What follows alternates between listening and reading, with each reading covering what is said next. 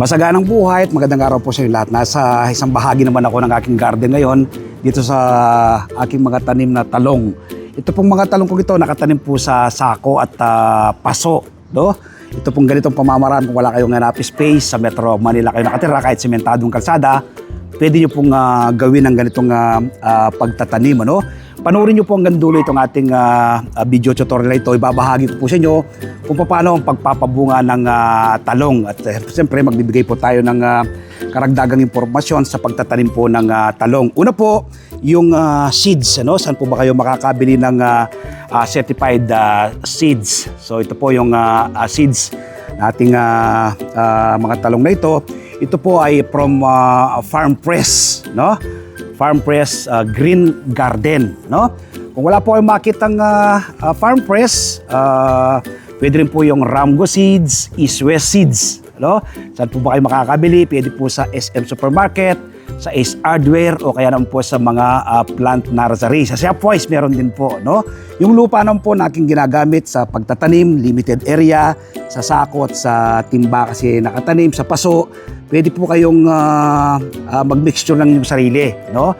Ako po yung mixture ko rito, 60% buwag ng lupa, 20% vermicast, another 20% ay coco peat. Tapos nagdadagdag po ako ng vermicast habang lumalaki yung ating mga halaman. Kaya naman po makikita po ninyo, sa ngayon po ready to harvest na itong mga bungang ito. Ang gustong-gusto ko po rito yung tortang talong. Napakasarap po, di ba?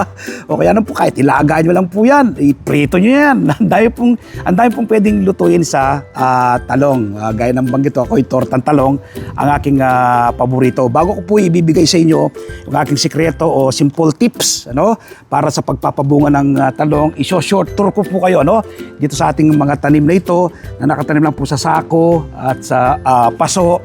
At tingnan nyo naman po, yung kanyang mga bunga, ready to harvest na. Ang gaganda po nila. Ayan po sila, oh, di ba? Napakagaganda. So ito po, sa sako. Sako po yan. Laki po yan, no? Ready to harvest na po yan. No? Tapos, meron ng ready to harvest. Tingnan po, dahil pa pong mga maliliit na bunga yan, mga buko na po mga bunga yan. Ayan. Tapos mga flower pa, no? Ikutan po natin dito. Yan, tingnan niyo po yan. Yan, di ba? Yan po. Tingnan po, sa taas, ang dami na po mga bunga maliliit. Ay po mga bunga niya, bunga na po yan, no? Yan, tuloy na po yung mga bunga yan. Ayan, so yun. Ikutan pa po natin dito. Ito pa po. Yan. Tignan po, di ba? Ang laki, di po ba? Kita niyo po, ang laki. Ikutan pa po natin dito. Ayan, di ba? Katanim lang po lahat yan sa sako at sa paso. Yan, ito po sa mga, ito sa paso to. Ito pa, paso. Yan, paso po yan. Paso. Tingnan niyo po ang bunga. Ayan, ang bunga. Tapos may mga panibagong buko na naman po yan.